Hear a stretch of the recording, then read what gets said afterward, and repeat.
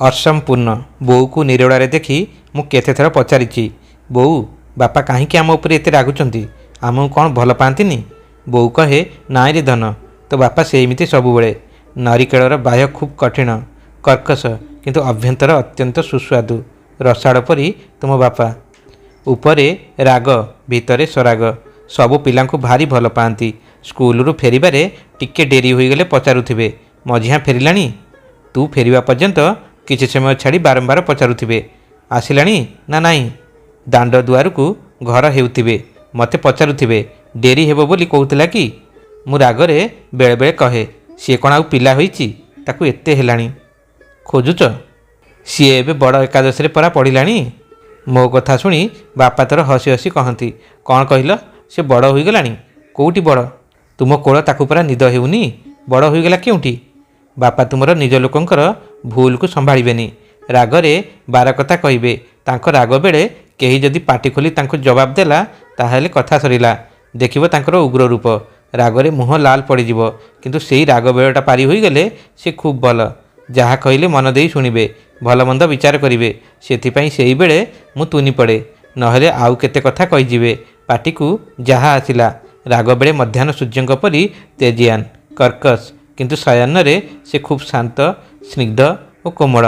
सतरे बहुत ठीक कथा कहे बापा आमर क्षणकोपी राग समय रे पाटी को जहा आसिला कहीजिवे सेथिपई आमे भाई भौणी माने छोट बेले बापा को खूब डरुथिलु टिके भूल होईगले माड़ पांचण बेत विधा चापुड़ा पड़ुथला पिठिरे सेथिपई बापा आगुकू जीवापाई आमको भय लागुथला।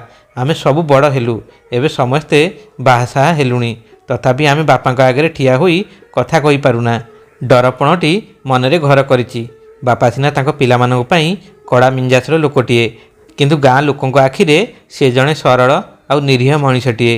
गाँव में से कहा सहित कली करवा आमे केबे देखिनु कहार से अनिष्ट चिंता करंतिनी तेणु गाँव में से जड़े धार्मिक व्यक्ति भावे परिगणित हेउथिले जहाकु नहीं आमे गर्व करुथिलु। बड़ भाई बापा को खूब भल पाती किंतु बापांकर कठोर नीति को मानंतिनी बेले बेले से तांको मर्जी रे काम करती। बापा किंतु निर्विकार बड़ भाई सहित मनमाणिन्य दिनकू दिन बढ़ी चलला। जे जेझा बाटरे समांतर रेखारे गति करुवा दुईटी मनीष बापा आगू मो व्यतीत कौन बड़ भाई भौणी जापार नथिले। बापा को सामना करने सेमानक सेमिति साहस नथिला जार जहाँ आवश्यक होउतिला सेमाने मते किंबा बोऊ को कहूतिले आमे बापा को कहूतिलु। सान भाई भौणी माने बापा पाखक कौन कहवाकू जाइथिबे बापा पचारि देबे कौन हैला कुआड़े आसिल सेतिकिरे तांकर कहवा कथा पाटिरे ही रही जाए। सान भाई धनर किछि दरकार पड़िले सी मते धरिब कहब तू न कहिले बापा से जिनसटा किनिबा राजी हेबेनी मो बाहादुरी नेबापाई कहे तू निजे कहूनु मते कहीं मझिरे पुरौछु सी मते काकुती ही कहब हौ एई थरटा कहीदे आउ केबे कहबनी मो पाई। एमिति थिला आम शैशव लुहा खूब शक्त और टाण हेले मध्य कम्हार ताकू निआरे ततेई नरम करी हाथोड़ी रे पिटी पिटी निज मन मुताबक द्रव्य गढ़िला परी बापांक कड़ा नियम रे चढ़ी चढ़ी आम आचरण खूब श्रृंखलित होइथिला। कौनसी काम करने आगुरु यार भलमंद विषय 10 थर चिंता करुथिलु। डर भितर भी हस थिला खुशी थिला। बापांक अनुपस्थित रे आम भाई भौणी माने समस्ते एकाठी बसी खुशी मजा करूँ। सान भौणी लता चतुर्थरे पड़े टिके कथारे से कांदे बड़ भाई ता ना देइथांती नाक कांदुरी किंतु लता को केही नाक कांदुरी डाकिले सीए चिड़े कांद कांद होई रागरे पिटे ताकू। आमे मजा उठेबा पई ताकू सेही नामरे डाकू ता कांदू को उपभोग करू। लता कांद शुणी बोऊ आसी जाए ता त्राण कर्त्री साजी भल काम कले बापा खुशी हेउथिले। बापांक एई टिकक खुशी आमको आहुरी मार्जित हेबाकू प्रेरणा देउथिला। बापांक अभिप्राय को मु ठीक भाबे आकलन करि पारुथिली जहा मोर अन्य भाई भौणी माने पारु नथिले। मु तांको निकटरू अनुध्यान करे तांकर खुशी मिजाज समय को अपेक्षा करे सेतिक बेले मु तांको पाखकू जाए से चिराचरित गंभीर गଳାରେ पचारिबे कुआड़े आसिल पढ़ापढ़ी ठीक चली ना नहीं। मु किंतु डरेनी तांको निकटकू जाए हस हस मुहरे जहाँ कहवा कथा भाई मानक पई कहे। बापा किंतु कहा प्रस्ताव को सहजरे ग्रहण करंतिनी किछि समय चिंता करी कहिबे हौ देखिबा। मु जाने बापांकर एई हौ देखिबारे निश्चिंतता थाए कहिथिबा काम होई जाए किंतु मो निज पई कोनोसी दिन बापा को अनुरोध करिनी। बापा सबु जानती मोर कौन दरकार ठीक समय पूरण करती। बड़ भाई कथा अलगा सी मध्य बापा बड़ी जिदिया आ क्षणकोपी ताकर जहाँ दरकार मते कहती। मु बापा को कहे ବାପା ବେଳେବେଳେ ମୋ ଉପରେ ବିରକ୍ତ ହୁଅନ୍ତି, ରାଗନ୍ତି। ବଡ଼ ଭାଇଙ୍କ ପାଇଁ ମୁଁ ବହୁତ ଥର ଗାଳି ଖାଇଛି। ରାଗରେ କହନ୍ତି, ତାର ପାଟି ନାହିଁ କି? ଇଏ ଆସିଗଲା ଓକିଲାତି କରିବା ପାଇଁ। ଦିନ ଗଡ଼ି ଚାଲେ, ଦିନ, ମାସ, ବର୍ଷ ଧରି, କିନ୍ତୁ ପରିବର୍ତ୍ତନ ହୁଏ ନାହିଁ ବଡ଼ ଭାଇ ଏବଂ ବାପାଙ୍କର ଭାବନାରେ ଆଉ ଚିନ୍ତନରେ। ସେମାନେ ସେମାନଙ୍କ ଦୁନିଆରେ ବାଦଶାହ। ନିଜ ନିଜର ଜିଦ୍ ଅଜଗର ସାପ ପରି ଗୁଡ଼େଇ ହୋଇଛି ସେମାନଙ୍କର ଶରୀରରେ ଆଉ ଆତ୍ମାରେ। ମୁଁ ମଝିରେ ଛଟପଟ ହୁଏ ଦୁଇ ଜଣଙ୍କ ପାଇଁ। ବଡ଼ ଭାଇଙ୍କ ପିଲାମାନେ ଏବେ ଜାଣିବାରେ ହେଲେଣି ବାପାଙ୍କ ରୋଜଗାରରେ ସମସ୍ତେ ପ୍ରତିପାଳିତ। ଭାଇଙ୍କର ରୋଜଗାରର ଘର ଶୂନ୍ୟ। ତାଙ୍କ ପିଲାମାନଙ୍କର ଖର୍ଚ୍ଚ ଦିନକୁ ଦିନ ବଢ଼ିଲାଣି। ସେଥିପାଇଁ ଭାଇ ଏବେ ଚିନ୍ତାରେ। ବାପା ଏବଂ ବଡ଼ ଭାଇ ଦୁଇ ଜଣ ଭିନ୍ନ ଚରିତ୍ରର ମଣିଷ।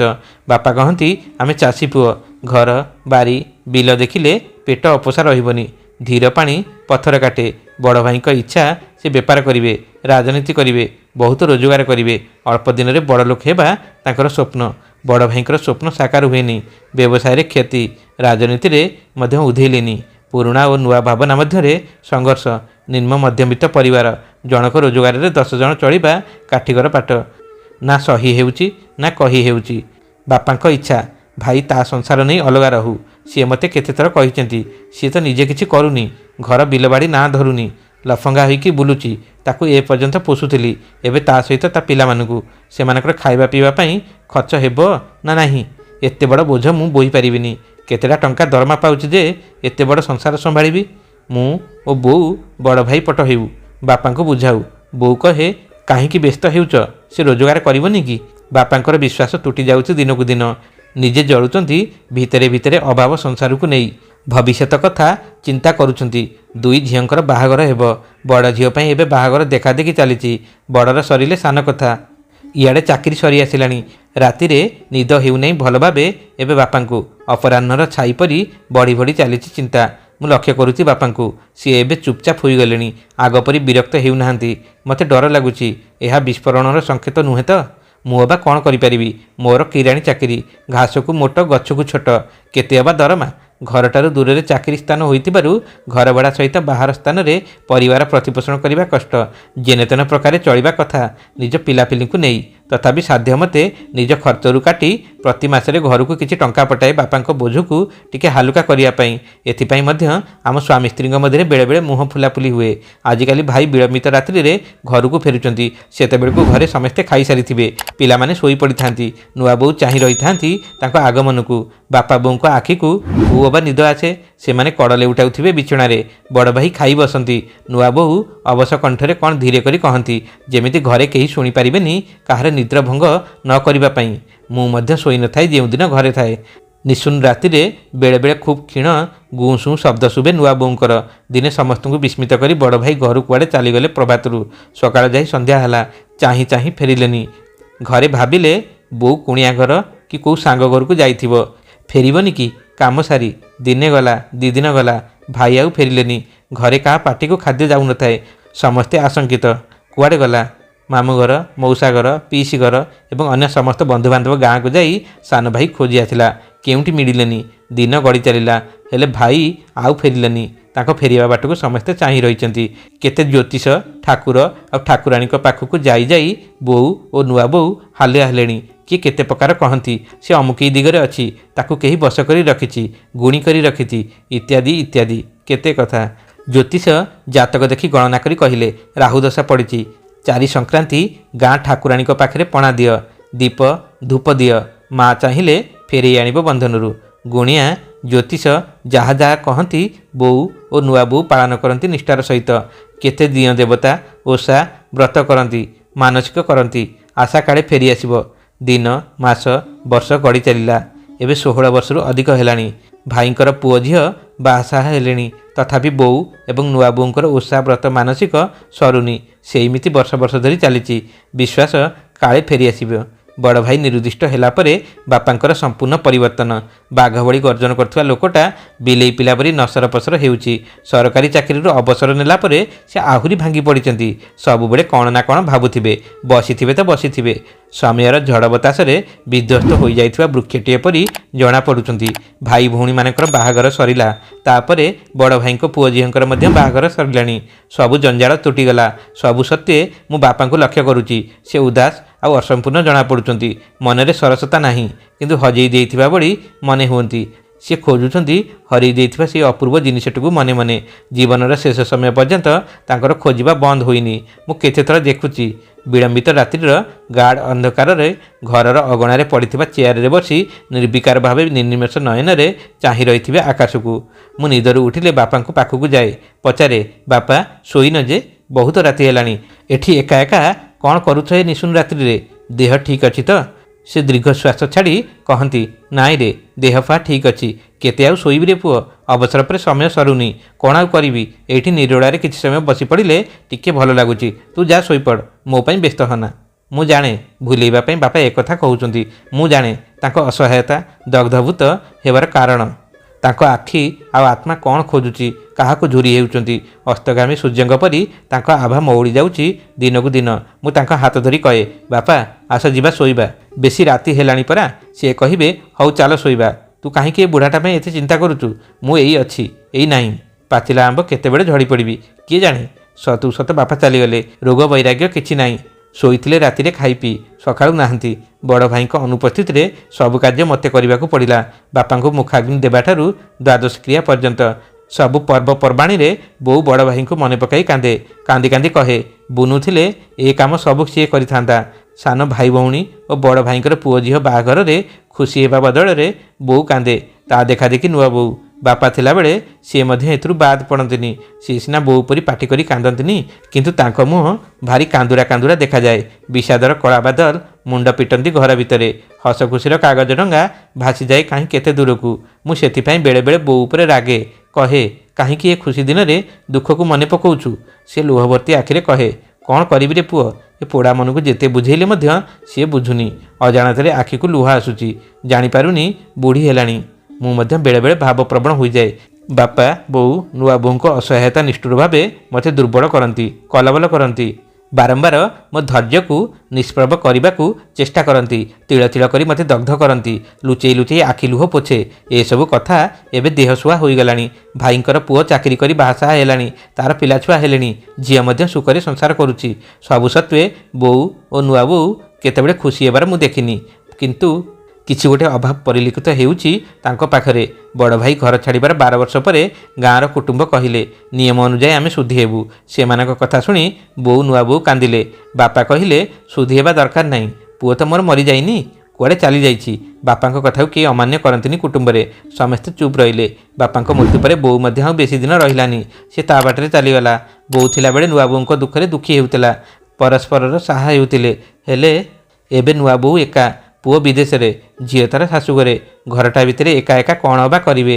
दिन को दिन चिंता माड़ी बसिलानी भाई फेरिया बाट को चाह रही दिय देवता गुणीगारेडी ज्योतिष देखा पूजा मानसिक चली ठाकुराणी स्वप्न कही फेरी आसब विश्वास रख से नुआ बोहू एवं बुढ़ी हो गले नाती नातुणी हेले से केतेबेले कौटी रहती तार ठीक ठिकଣା नहीं केतेबेले झील पाखे तो आउ केतेबेले पुओ पाखे आउ केतेबेले मो पाखक आसती मु तांकु देखी आसुची बोऊ आ बापा परी सी असंपूर्ण पुओ झील नाती नातुणी गहन थी से शून्य जना पड़ुंट मनरे सरसता नहीं सबू थी भी किसी नथिला बड़ी कौन गोटे खोजी हेउचंती बापा बोऊଙ୍କ परी ज्योतिष कहिचंती राहु महादशा पड़ी राहु 18 वर्ष पर मन को छाड़ी चलीजे शीत दिनिया राति 10टा सुधा खियापिया सरला श्रीमती बिछाण को गले मते किंतु निद सहजरे आसेनी 11:30 कि 12टा नहेले मु एपट सेपट हेउथाए मो पढ़ा करे विभिन्न पत्र पत्रिका बही उपरे आखि पकाउथाए यही 2-3 दिन हेलानी मते कौनसी कार्य मन लगुनि व्यस्त विव्रत लगुची मनरे सरसता नहीं